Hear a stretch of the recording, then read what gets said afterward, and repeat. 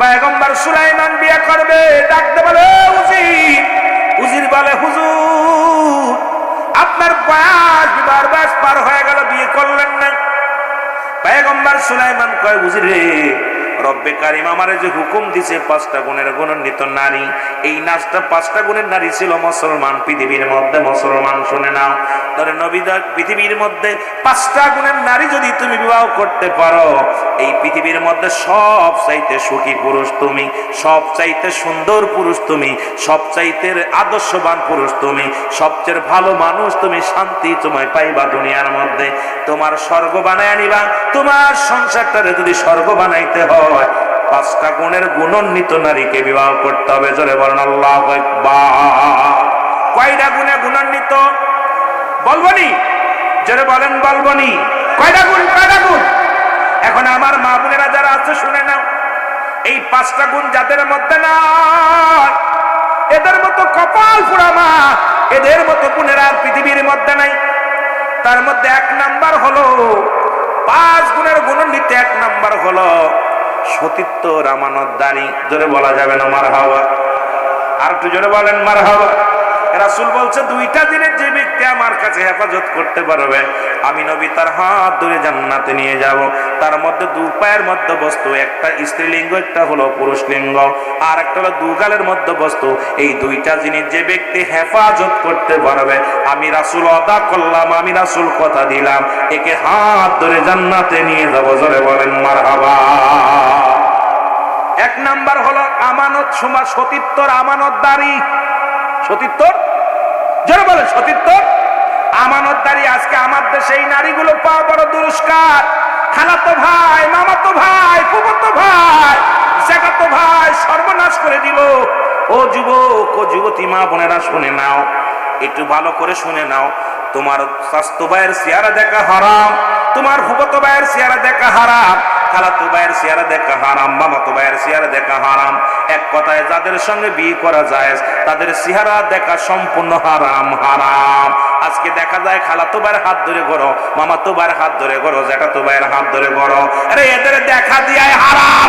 এই ওয়াজগুলো কেন করি না আলেমরা? আজকে এই ওয়াজগুলো বেশি বেশি করার দরকার, কারণ সমাজ বাঁচানোর দরকার, জাতিকে বাঁচানোর দরকার, যুব সমাজকে বাঁচানোর দরকার।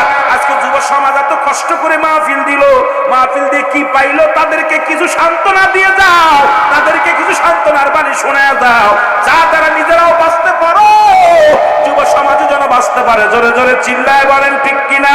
আসরের ময়দানে বেছে নিলেন উম্মত। আমার নবীজি কান্দার বলে, আমার রব্বে কারীম, এই পৃথিবীর মধ্যে আমার সব চাইতে প্রিয় আমার উম্মত। তার প্রমাণ তায়েফের ময়দান, দশমী দৃশ্য। রাসূলুল্লাহ যখন আমার নবীজির বিবি আম্মা জান খাদিজাতুল কুবরা মারা গেলেন, ইন্তেকাল করলেন, দাদা আব্দুল মুত্তালিব মারা গেলেন, ও মুসলমান আবু তালিব মারা গেলেন। আমার নবী সব চাইতে বেশি কষ্টের বছর, চাচা আবু তালিব দুনিয়া থেকে চলে গেছে, মা খাদিজা দুনিয়া থেকে বিদায় হয়ে গেছে। আমার নবীজি বনু সাকিব গোত্রের কাছে গেলেন, 3 জন বড় বড় নেতা যে বলে, আমার নবীজি বলে, ও সাকিব গোত্রের মানুষেরা শোন, আমি আল্লাহর পয়গম্বর, আল্লাহ ছাড়া কোনো মাবুদ নাই, আল্লাহ ছাড়া কোনো ইলাহ নাই, আমি মুহাম্মাদুর রাসূলুল্লাহ সাল্লাল্লাহু আলাইহি ওয়াসাল্লাম আল্লাহর পয়গম্বর। তখন তারা বলতেছিল, প্রথম নেতা বললেন, তোমার বাপ নাই, তোমার মা নাই, তুমি এতিম, তুমি যদি নবী বলে দাবি করো, কাবার গিলাফ কান্দে ছিঁড়ে ফেলবো, কাবা শরীফ শূন্য বিচ্ছিন্ন করে দিব। দ্বিতীয় নেতার কাছে গেলেন, বলেন, হে আমার আল্লাহ, আল্লাহর প্রেরিত রাসূল, আমি আল্লাহর পয়গম্বর। উনি বলে, হে মুহাম্মদ, তুমি তোমার মতো কাজ্জাব, তোমার মতো মিথ্যাবাদী কেউ নাই, কারণ তুমি নবী হবে কেন? এই দেশের পরে কি মানুষের আকাল পড়ছে? বড় বড় নেতারা আছে, তারা নবী হয় নাই, তুমি নবী হও, তুমি নবী বলে দাবি করো। খবরদার, আর একবার যদি নবী বলে দাবি করো, এই দুনিয়ার মধ্যে রক্তপাত ঘটায় দিব মক্কা মদিনার জমিনে। তৃতীয় নেতার কাছে গেলেন, তৃতীয় নেতা একই কষ্ট দিলেন। আমার নবীজি চোখের পানি ছিঁড়ে কাঁদলেন। এই বনি সাকিব গোত্রের লোকেরা বড় বড় পাথর ছুঁড়ে নবীর গায়ের মধ্যে মারলেন। আমার নবীজি রাস্তা দিয়ে যায় রে, পাথরের আঘাত গুলো রাসূলুল্লাহর গায়ের মধ্যে লাগে, নবীজি রক্ত জমিনের মধ্যে ঝরে। আমার নবী আরশ মহল্লার দিকে তাকায় তাকায় কান্দে। আরশ মহল্লার মালিক ডাকতে বলে, জিবরিল যাও, আমার হাবিবের রক্ত জমিনের মধ্যে পড়ে। আমার নবী কি বলে রে, একটু জেনে আসো। আমার নবীরে জিবরিল আমিন ডাক দেখায়, নবী গো আপনি হুকুম দেন যেমন লূত আলাইহিস সালামের বংশধরকে শেষ করে দেওয়া হয়েছিল। ইয়া রাসূলুল্লাহ, ইয়া হাবিবাল্লাহ, আপনি বলেন এই জমিনটাকে আমরা চূর্ণ বিচ্ছিন্ন করে দিব, একবার শুধু হুকুম দেন গো নবী। আমার নবী কয়, জিবরিল রে শোনো, এদেরকে যদি তুমি শেষ করে দাও আমি নবী কালেমার দাওয়াত দিব। আমার নবীরে মারে আর ইহুদির, আমার নবীরে মারে কাফেররা শান্তি পায়। নবীজি ছোট ছোট বালকেরা পাথর ছুঁড়ে ছুঁড়ে নবীজির গায়ে মারে। আমার নবী ডাকতে বলে, বালকেরা রে আমি বড় কষ্ট পাই রে, গা দিয়ে রক্ত ঝরে, তোরা আমারে মারিস না। কয়ে মুহাম্মদ তোমারে মারলে মজা লাগে, পাগল বলে নবীরে। আমার নবীজি কান্দে আর কয়, তোরা যদি মজা পাস তোদের বারণ করবো না, তোরা বড় পাথর মারিস না, ছোট ছোটটা মারে যদি তোরা মজা পাস। আরে বালক, আরে মুসলমান শোনো, ওই তায়েফের ময়দানের পালকের রাসূলুল্লাহর গায়ে পাথর মেরেছে, আমার নবী অভিশাপ দেন নাই, অথচ আমার নবী চোখের পানি ছেড়ে বাজারে কাঁদছে। আল্লাহ, আমার নবীজি চোখের পানিগুলো ছেড়ে ছেড়ে কাঁদত আর বলে, আল্লাহ তুমি তায়েফের মানুষদেরকে শেষ করে দিও না, তায়েফবাসীরা বুঝতে পারে না আমাকে মারছে। এটার প্রমাণ আম্মা জান আয়েশা সিদ্দিকা রাদিয়াল্লাহু তাআলা আনহা, আম্মা জান বলি, ইয়া রাসূলুল্লাহ, ইয়া হাবিবাল্লাহ, আপনার কি কোনোদিন বসন্ত রোগ হয়েছিল?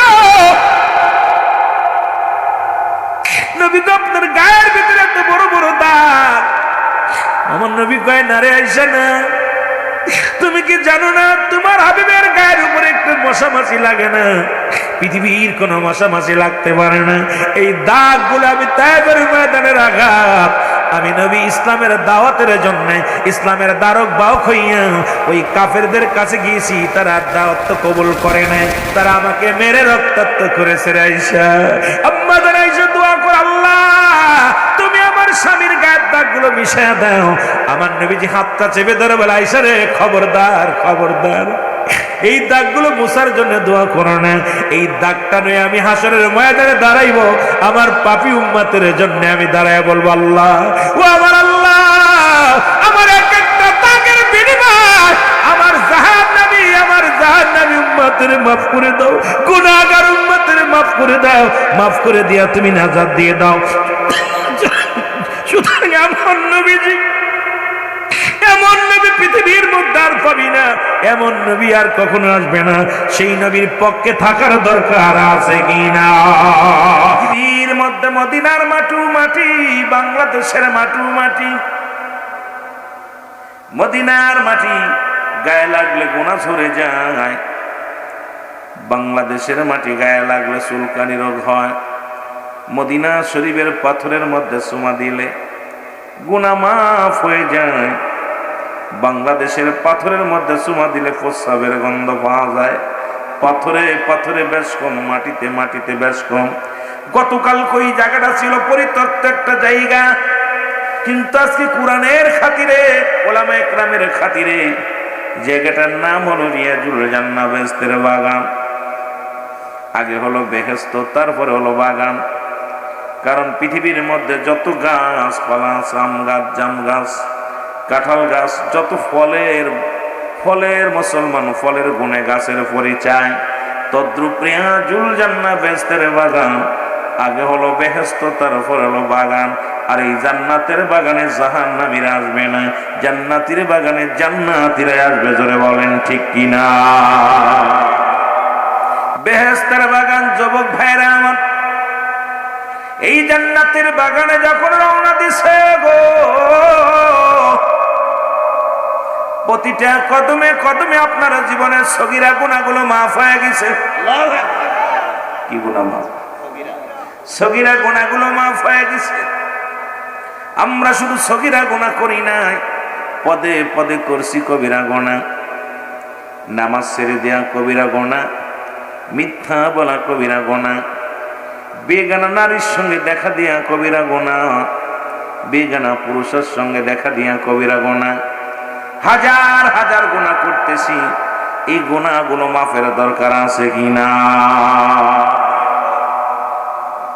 এই ওয়াজগুলো করলে অনেক আলেম ওলামাও কষ্ট পায়। যেটা হারামকে হালাল বলার একটার পৃথিবীর কোন আলেমের নাই, পৃথিবীর কোন মুফতি সাহেবের নাই। কারণ কিয়ামত পর্যন্ত নবীর আসবে না, নবীগণের দরজা বন্ধ, তওবার দরজা খোলা। এই তওবার দরজা খোলা আছে। ও যুবক ভাইয়েরা শুনে নেন, আল্লামা কুতুবী রাহমাতুল্লাহ বয়ান করে, দুনিয়ার মানুষ শোনো, আসমান থেকে জমিন পর্যন্ত যত গুনাহ করলাম, এই গুনার কথা মনে করে যখন বান্দা কবরের ভয়, বান্দার দিলের ভিতরে জাহান্নামের ভয়, মরণের ভয় যখন বান্দার ভিতরে প্রবেশ করে, বান্দা যখন খাস তওবা করে, আল্লাহ বলে ডাক দেয়, রব্বে কারীম বান্দার জীবনের সব গুনাহ মাফ করে দেয়। জোরে বলা যাবে না সুবহানাল্লাহ? এখান থেকে বাড়ি যেতে পারবো বলতে পারি না, আমার রাত পুরো আমরা রাত শেষ করতে পারবো বলতে পারি না। ও যুবক, যেহেতু আসার কারণে সগীরা গুনাহ মাফ, বসে কবিরা গুনাহগুলো মাফ করে নিয়ে যদি যেতে পারি, আপনার জীবনে এতগুলো মাহফিল পাওয়ার পর তারপরেও যদি জাহান্নামে যান, তারপরেও যদি আপনার জীবনটা বরবাদ হয়, আমি মনে করি আপনার কপাল খারাপ, আপনার নসিব খারাপ। কারণ এই পুরা কপাল আপনি জান্নাতি হতে পারলেন না, দেখেও দেখলেন না, বুঝেও বুঝলেন না, শুনেও শুনলেন না। আপনার মতো কপাল পুরা দুনিয়ার মধ্যে নাই। জোরে বলেন ঠিক কিনা? রিয়াজুল জান্নাহ বেহেশতের বাগান। আমার বন্ধুগণ, আমার গভীর মনোযোগ, কোরআনের মাহফিল, যার ভিতরে কোনো ভুল নাই, যার জেরের ভুল নাই, জবরের ভুল নাই, নুক্তার ভুল নাই, আছে না?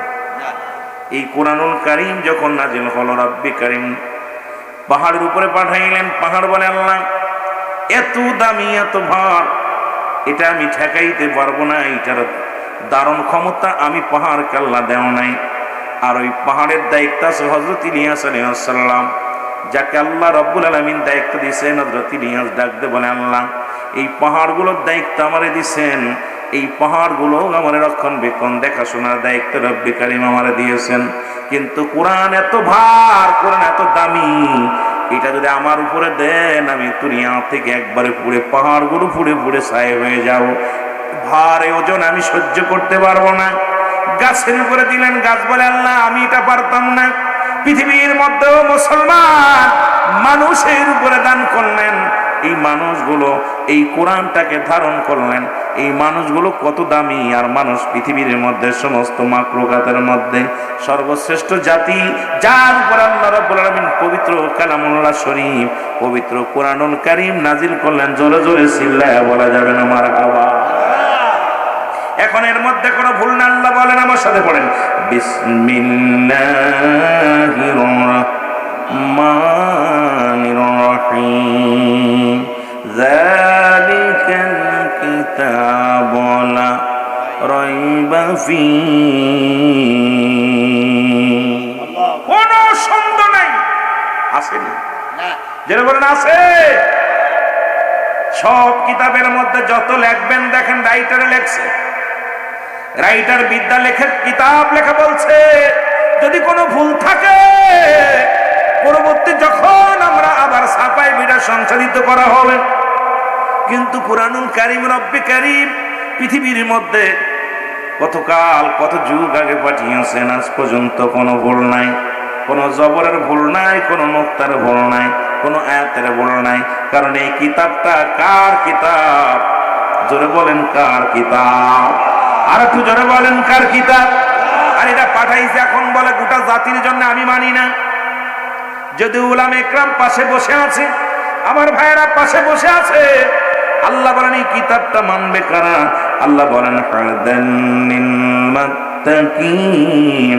একমাত্র হেদায়েতপ্রাপ্ত বান্দারা এই কোরআনের প্রতি সম্মান জানাবে, একমাত্র হেদায়েতপ্রাপ্ত বান্দারা কোরআনকে সম্মান করবে, ভালোবাসবে। এখন এই দুনিয়ার মধ্যে অমিনান নাস, মানুষের মধ্যে মাকুলু, তারা বলবে আমান্না, তারা ঈমান আনছে বিল্লাহি, আল্লাহর প্রতি, অবিলা বিনা আখিরাতের প্রতি বিশ্বাস স্থাপন করছে। ওমা হুম বিমুমিনিন। মুনাফিক তো আছে, আল্লাহ নিজে ধরেই দেয়। এই জন্য কোরআনের প্রতি সম্মান করে কারা? হেদায়েতপ্রাপ্ত বান্দারা। ঠিক কিনা? ঠিক কিনা?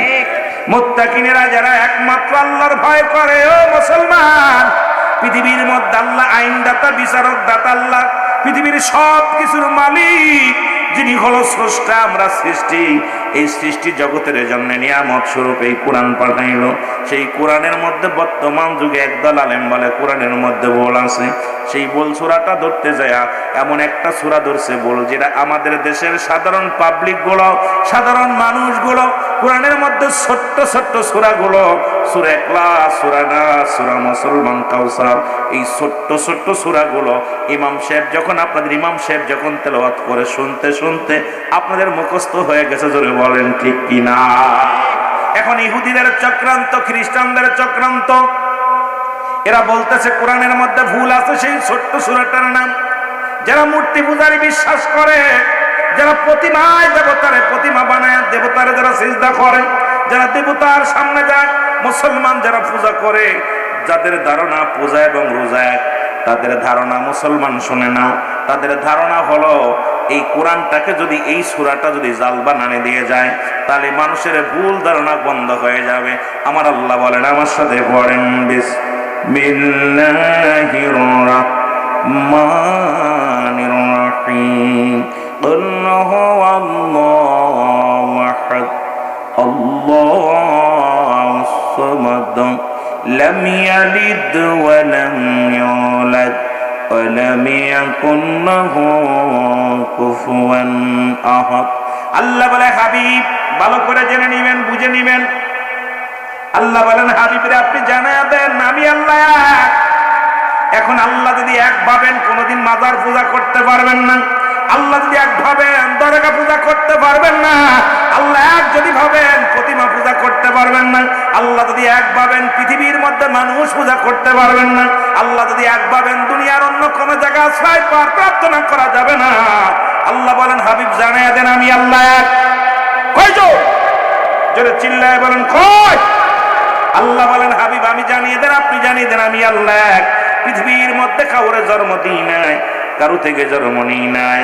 আসমান জমিনের মধ্যে যা কিছু আছে, ও মুসলমান শুনে নাও, শুনে নাও, আসমান জমিনের মধ্যে সব কিছুর পালন কর্তা কে? জোরে বলেন কে?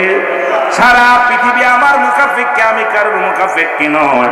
সুতরাং ইয়া দ্বারা প্রমাণ হয় রব্বে কারীম এই পৃথিবীর স্রষ্টা, তার একমাত্র মালিক, একমাত্র প্রভু। পৃথিবীর মধ্যে দ্বিতীয় সিজদার প্রয়োজন নাই। জোরে বলেন ঠিক কিনা?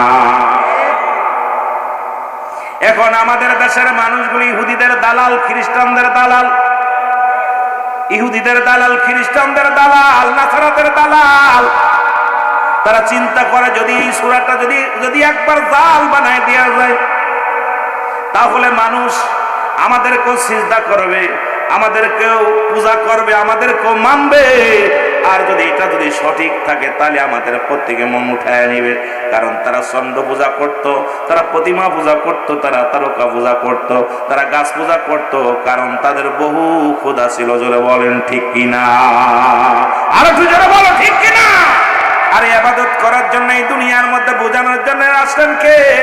ওমা আরসালনাকা ইল্লা রাহমাতাল লিল আলামিন। জোরে জোরে চিল্লা বলা যাবে না মারহাবা। এই রহমতের নবী পৃথিবীর মধ্যে আসলেন। নবী কয় হায়াতি খায়রুল লাকুম। ও আলমুল ইকরাম, আল্লাহর নবী ডাকতে বলে, উম্মতিরা শোনো, আমি নবী দুনিয়ার মধ্যে আগমন করলাম আমার উম্মতের কল্যাণের জন্য। এই পৃথিবীর মধ্যে আমার উম্মতিরা শোনো গো, এই দুনিয়া আমাকে প্রেরণ করলেন, আমাকে পাঠানোর একটা উদ্দেশ্য হলো আমি নবী তোমাদের জন্য রহমত স্বরূপ। জোরে জোরে বলো মারহাবা। নবী কয় হায়াতি খায়রুল লাকুম, আমার হায়াতের জিন্দেগিটা কত মজার কথা। নবী বলেন আমার হায়াতের জিন্দেগিটা আমার উম্মতের জন্য কল্যাণ স্বরূপ। ও যুবক, কারণ আমার উম্মতের সঙ্গে কথাবার্তা বলেছি, উম্মতের সঙ্গে চলাফেরা করেছি, উম্মতরা যেমন ঘর সংসার করে আমি এমনি করেছি। এই জন্য আমার দেশের কিছু মৌলবী আছে কয় নবী আমগার মতো মানুষ। আরে বুকার দলেরা শোন, কারণ নবীর সঙ্গে কোনো মেসাল চলে না, কার লগে মেসাল দাও শুনে নাও। নবী কয় আমি পৃথিবীর মধ্যে আগমন করলাম উম্মতের কল্যাণের জন্য, আবার দুনিয়া থেকে বিদায় নিলাম। ওয়াফাতি খায়রুল লাকুম, নবী কয় আমার ওয়াফাতটাও, আমার ইন্তেকাল শরীফটা আমার উম্মতের জন্য কল্যাণ স্বরূপ। কারণ আমার নবী দুনিয়ার মধ্যে আগমন করছে উম্মতের জন্য, বিদায় নিছে উম্মতের জন্য। জোরে জোরে চিল্লায়া বলা যাবে না মারহাবা। কারণ আমার কোন উম্মত যদি পৃথিবীর মধ্যে ভালো কর্ম করে, আজকে যেমন যুব সমাজ মিলা কোরআনের মাহফিল করেছে, সভাপতি আছে, উলামা ইকরাম আছে, আমার নবীজি খুশি হয়ে রব্বে কারীমের দরবারে বলবে আল্লাহ ওই কোথায় ওই বোমরদাহর জমিনের মধ্যে তোমার কিছু গোলামেরা তোমার ডাকে, তোমার পাগল, তোমার কোরআনের মাহফিল সাজাইয়া পাগলেরা বসে বসে রব্বে কারীম তোমার স্মরণ করে। আমার আল্লাহ বলে, আমার নবী বলেন আমি আমার উম্মতের জন্য প্রশংসা করি কার কাছে? আর জোরে বলেন কার কাছে? আল্লাহর কাছে। আবার পৃথিবীর মধ্যে যদি কোন উম্মত গুনাহের কাজ করে, যদি অন্যায় করে, জুলুম করে, ব্যভিচার করে, আমি নবীর সঙ্গে সঙ্গে আল্লাহ দরবারে ইস্তেগফার করি, ক্ষমা চাই। আল্লাহ অমুক গ্রামে বোমরদার ইনামুল মিয়া অন্যায় করেছে, আমি তার তরফ থেকে ক্ষমা চাইলাম, আল্লাহ তুমি ওরে মাফ করে দাও। পৃথিবীর মধ্যে অন্যায় করে ছেলে মাফ চায় বাবাই, অন্যায় করে গ্রামের ছেলে মাফ চায় চেয়ারম্যান মেম্বার যাইয়া, এমন নবীর উম্মত হইলাম। ভুল করি আমি ক্ষমা চাই আমার নবী। এর রহমাতাল লিল আলামিন, আপনি উম্মতের জাবিন। বলেন রহমাতাল লিল, ওগো আপনি উম্মতের জাবিন, গুনাহগারের অতি আপনজন। আল্লাহর নবী, নূরের নবী গো,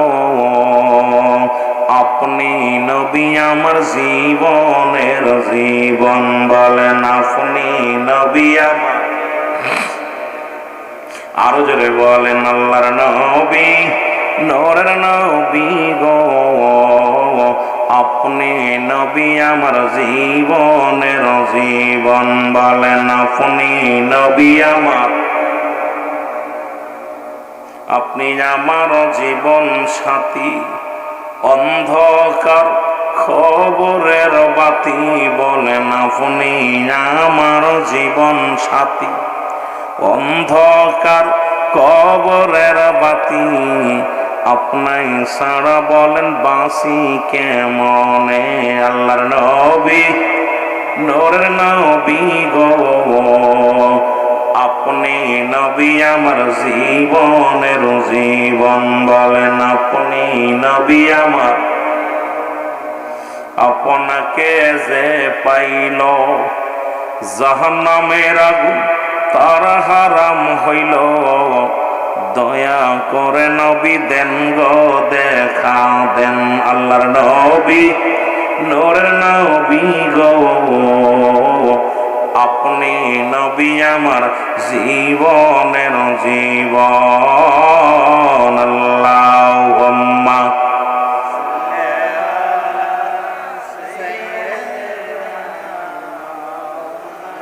আরো জোরে বলেন আলা আলি সাইয়্যিদিনা।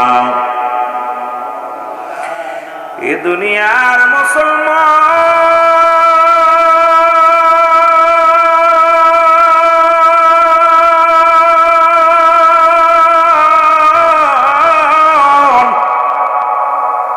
নবী লাগবে কবরে, নবী লাগবে মিজানে, নবী লাগবে ফুলসিরাতে গো। নবী বিনা কোনো বান্ধব নাই, নবী বিনা কোনো দরদি নাই, নবী বিনা কোনো উপায় নাই। রে বন্ধুগণ আমার শুনে নাও, কারণ পৃথিবীর মধ্যে রব্বে কারীম এমন একজন নবী পাঠাইলেন যে নবীর উম্মত হওয়ার জন্যে যুগে যুগে অসংখ্য নবীর আফসোস করেছে, বিনা দরখাস্তই বিনা চাওয়ায় এমন নবীর উম্মত আমরা হইলাম। সেই নবীর দরবারে বারবার সালাম পৌঁছায়, জোরে জোরে বলেন ঠিক কিনা? এই নবীর ভালোবাসা প্রকৃত ঈমান গো। এই দয়াল নবীর প্রেম ভালোবাসা যার অন্তরে ততটুক, তার ঈমান বলতে ততটুক। যে নবীর প্রেম ভালোবাসা যার অন্তরে নাই, তার ঈমান বলতে কিচ্ছু নাই, সরাসরি বেঈমান। কিছু কথা বললে বুঝতে পারবেন বাবারা আমার। এর কোরআন হাদিস থেকে কথাগুলো বলবো, লক্ষ্য করে শুনবেন দরদি বন্ধুরা আমার। রাহমাতুল লিল আলামিন সাহাবীদেরকে নিয়ে বসে আছে আলোচনার ময়দানে। এই রকম নবী যে আলোচনা করতেছে, আমার নবী বললেন, সাহাবীরা রে, বাতিলদের সঙ্গে আর একটা যুদ্ধ শুরু হয়ে যাবে। আমি তোমাদের ঘোষণা করলাম, আগামীকাল ফজরের নামাজ বাদে যুদ্ধের ময়দানের জন্য প্রস্তুতি হও। আমি নবী আজকে সেনাপতির নাম ঘোষণা করব, শুনে নাও। সেই যুদ্ধটা হলো মুসলমান কাফেরদের সঙ্গে বড় একটা যুদ্ধ। যুদ্ধটার নাম হলো হুনাইনের যুদ্ধ। জোরে জোরে চিল্লায়া বলা যাবে না মারহাবা। আল্লাহ নবী বললেন, সাহাবীরা রে, আজকে তোমরা যারা আমার সামনে আছো, শুনে নাও, শুনে নাও। এই কোরআনটাকে, কোরআনটার মর্যাদার জন্য, ইসলামের মর্যাদার জন্য আমার যুবক বন্ধুরা শুনে নাও। কারণ এই পৃথিবীর মধ্যে কালেমা, নামাজ, রোজা, হজ, যাকাত, মুসলমান হওয়ার পূর্ব শর্ত হলো কালেমা। রাসূল বললেন, সাহাবীরা রে, আগামীকাল হুনাইনের যুদ্ধ শুরু হবে।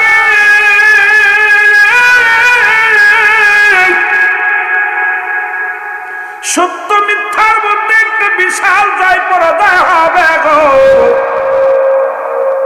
আমি নবী ওই যুদ্ধের জন্য সাহাবীদের মধ্যে নাম ঘোষণা করতে চাই। সাহাবীরা অপেক্ষা আছে, রাসূলুল্লাহ কার নাম বলে, নবীজি কার নামটা বলে, কে সেই সৌভাগ্যবান ব্যক্তি নবীর জবান দিয়া সেনাপতি বানাবে, নবীর জবান দিয়া বলবো অমুক সেনাপতি আছে। রাসূলুল্লাহ তিনজন সাহাবীর নাম ঘোষণা করলেন। তাদের মধ্যে এক নম্বর সেনাপতি যিনি ওই জমিনের মধ্যে উপস্থিত নাই। উপস্থিত যত মুসল্লি আছে, যত সাহাবীরা আছে, রাসূলের মুখের দিকে তাকিয়ে আছে। নবীজি বললেন, আগামীকাল যুদ্ধের যাত্রা শুরু হবে। আর হুনাইনের যুদ্ধে এক নম্বরে নেতৃত্ব দিবে আমার প্রিয় সাহাবী হযরতে হুযায়ফা রাদিয়াল্লাহু তাআলা। জোরে জোরে চিল্লায়া বলা যাবে না মারহাবা। রাসূল ডাকতে বলেন, সাহাবীরা রে,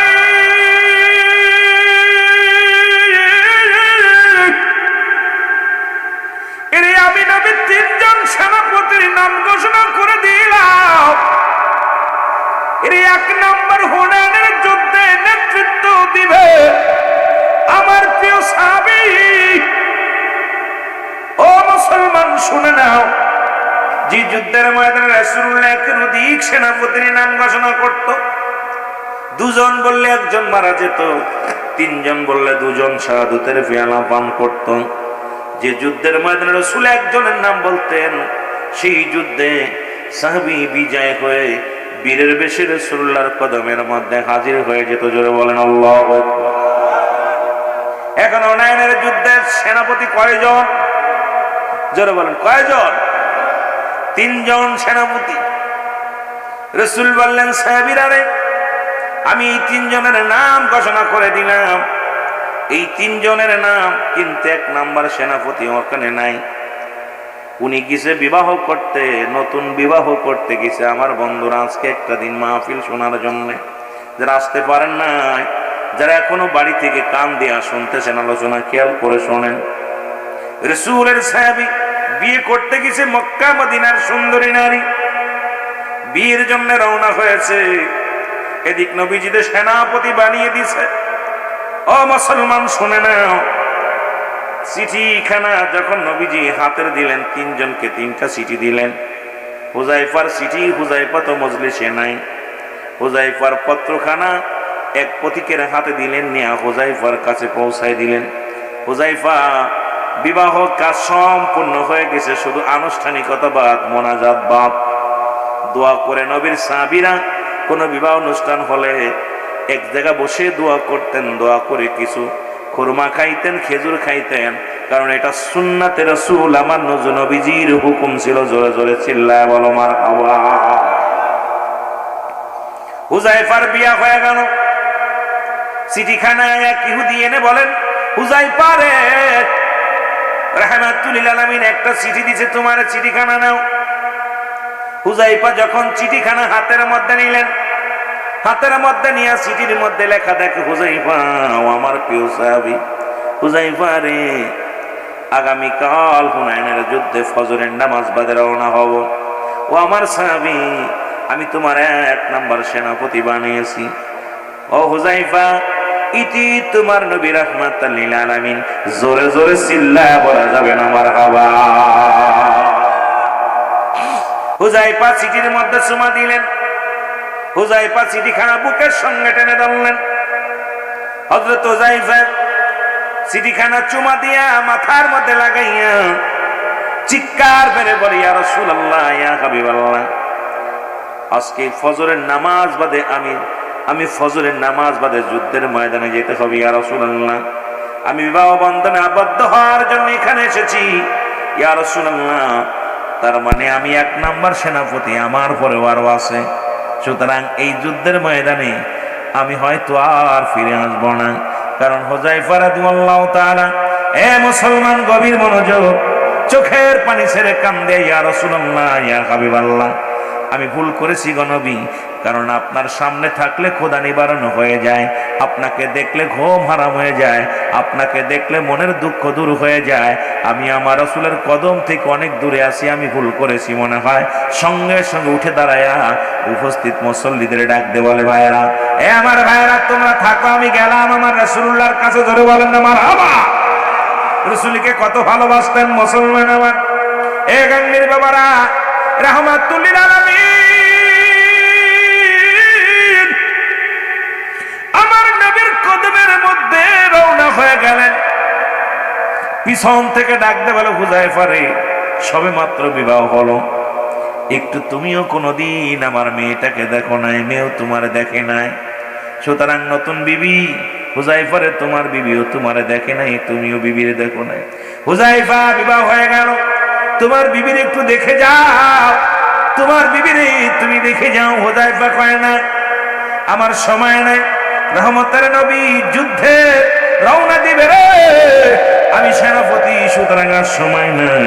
কই রওনা হয়ে গেলেন। পিছন থেকে বিবি মুসলমান কেউ ঠেকাইতে পারলেন না। হুজাইফা চলে আসলেন রাসূলুল্লাহর কদমের মধ্যে। নবীজি হুজাইফাকে দেখে একটা মিষ্টি হাসি দিলেন। রাসূল বলেন, হুজাইফা তুমি আইছো বলে, ইয়া রাসূলুল্লাহ, ইয়া হাবিবাল্লাহ, আমি আপনার কদমের মধ্যে বান্দা হাজির হয়ে গেছে। ইয়া রাসূলুল্লাহ, ইয়া হাবিবাল্লাহ।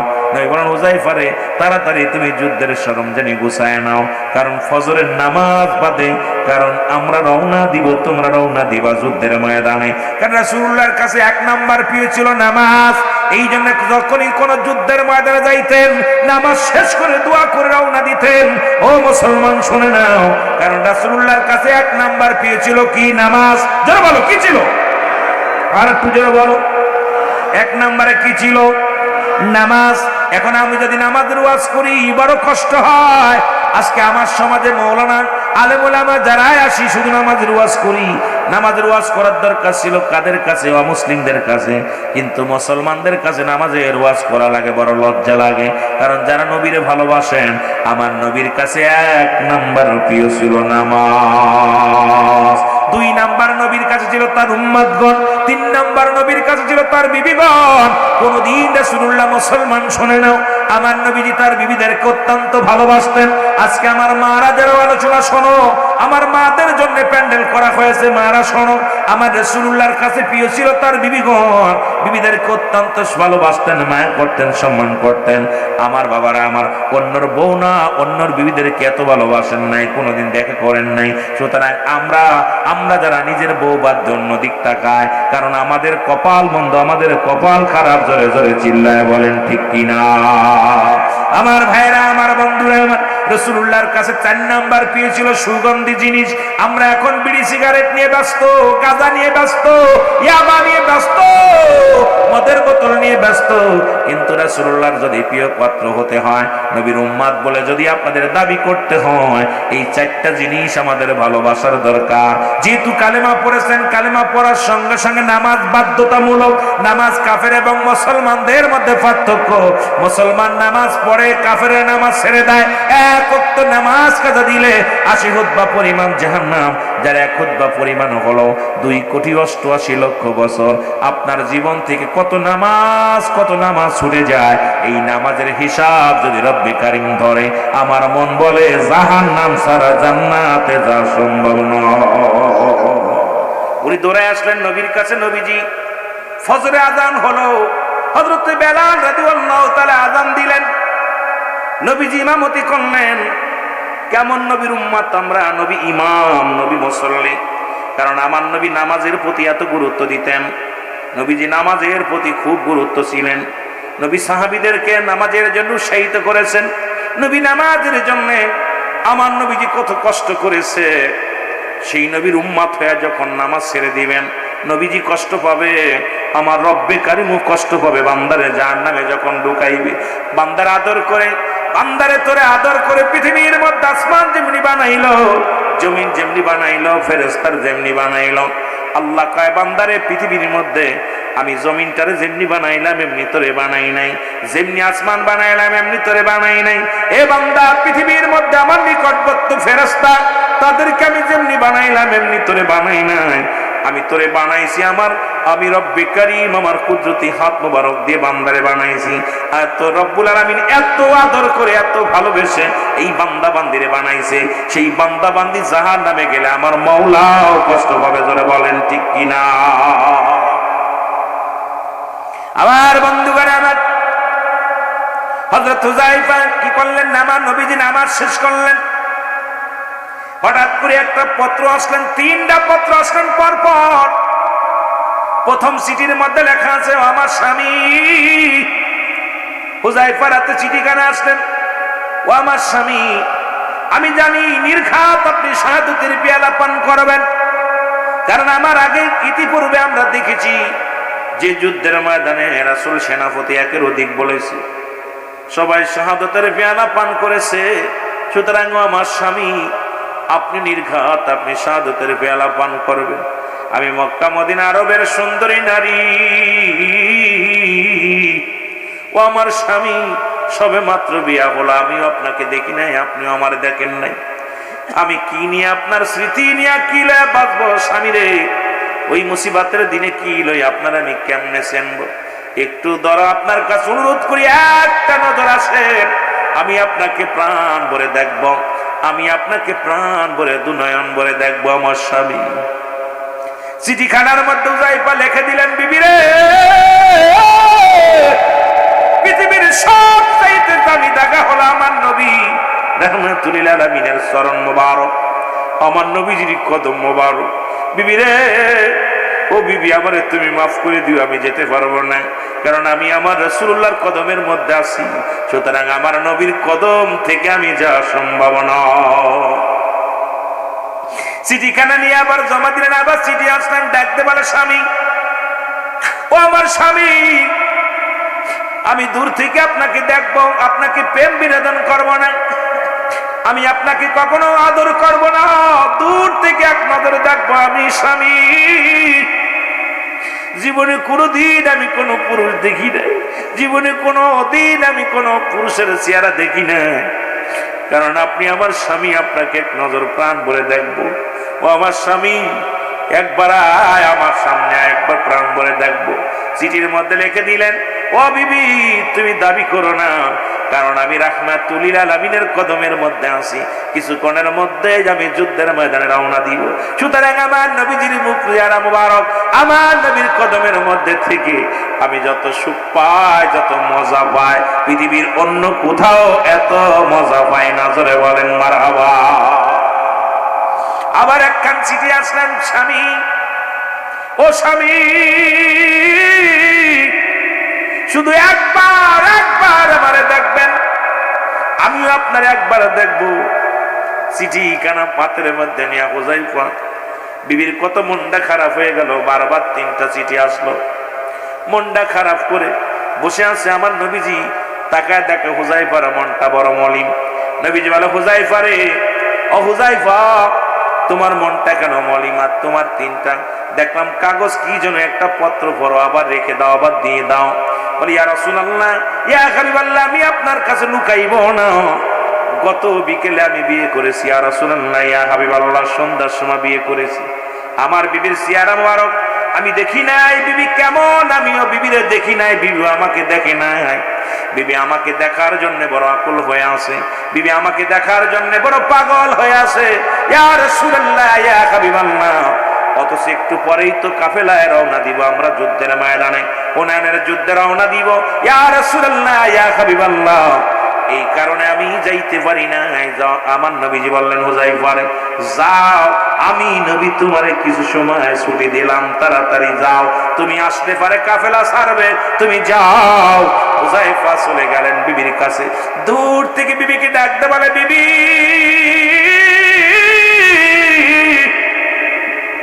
বিবি রে, ও বিবি, তুমি আমারে দেখে নাও, তুমি আমারে প্রাণ ভরে দেখে নাও।